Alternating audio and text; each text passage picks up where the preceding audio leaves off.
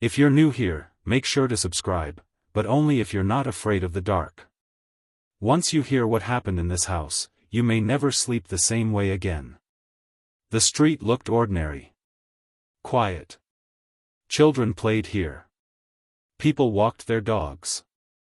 And yet, behind the brick walls of a small council house in Enfield, North London, something was happening that would leave investigators questioning everything they understood about reality. It began one night in August of 1977. Peggy Hodgson, a single mother of 4, was trying to settle her children into bed.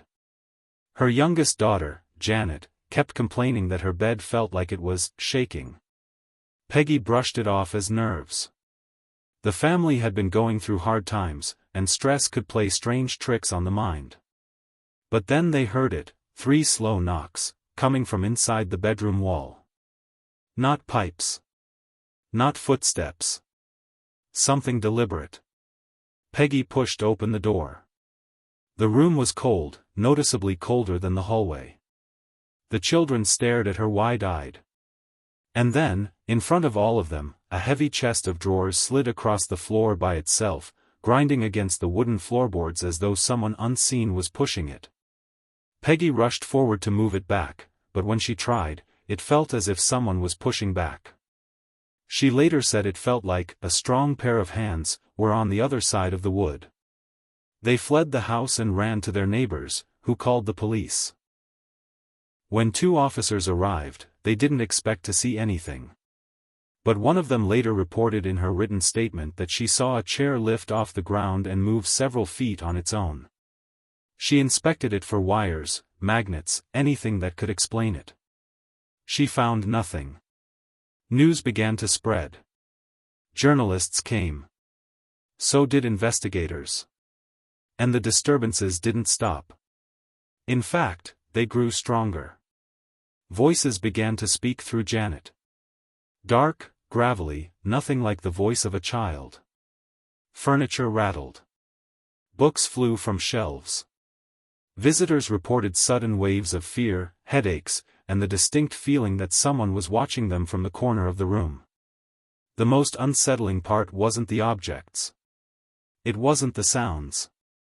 It was the way Janet would sometimes seem unaware of what she had just said, or what had just happened to her. As if she wasn't fully there. Something had taken interest in this home. And it wasn't leaving. The activity inside the house did not fade with time. If anything, it became more personal. What began as furniture moving and knocking sounds slowly shifted to something centered around Janet herself. She was 11 years old, thin, quiet, often nervous, and now, her every movement seemed to be watched by the dark corners of the room. Family members noticed she would sometimes stop mid-sentence, her gaze drifting upward as if listening to something no one else could hear. Investigators from the Society for Psychical Research began staying in the house overnight. They brought cameras, tape recorders, notebooks, tools meant to prove, or disprove, everything happening.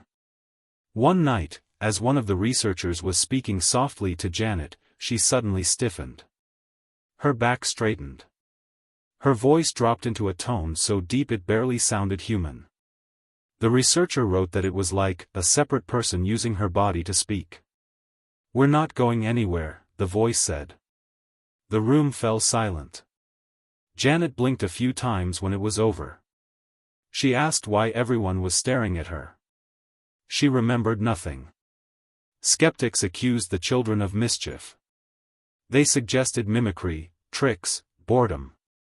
But investigators pointed out things that didn't make sense, things no child could easily fake. There were audio recordings where the voice coming from Janet was using vocal folds most children could not physically produce.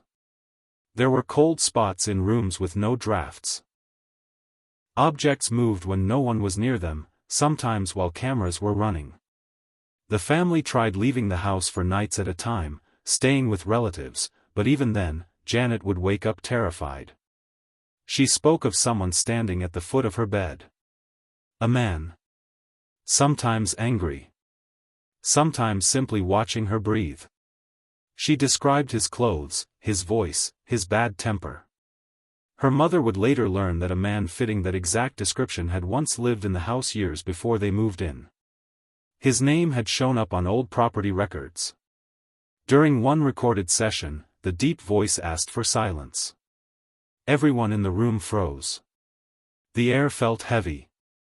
Then, from the ceiling above them, came a sudden, violent crash, as if something heavy had dropped onto the upstairs floor. Investigators rushed up the staircase. Janet's bedroom door was slowly opening, though no one had touched it. Inside, the sheets on her bed were twisted into a tight knot, pulled so hard they had nearly torn. And Janet was sitting upright on the floor. Her eyes open. Staring at something no one else could see. The investigators continued to monitor Janet closely. She was taken to doctors, psychologists, and sleep specialists. They looked for signs of stress, trauma, or neurological conditions. Some believed she was reacting to emotional pressure. Others said they had never seen symptoms like hers. During one medical observation, Janet was filmed while asleep. Her breathing was calm. Her pulse steady. But her body began to rise slightly from the mattress, as if stretching upward, and then slowly settle again. The doctors wrote that there was no muscle tension that could have supported such motion. It was as if her entire weight had shifted without effort. More recordings were made. More witnesses came. Journalists described rooms that suddenly turned cold, or doors that opened on their own.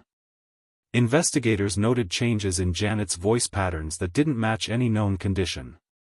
Yet, through all of it, Janet remained a child trying to understand why her own home no longer felt safe. She said the presence felt like someone frustrated, someone who didn't know how to let go of the place they once called their own.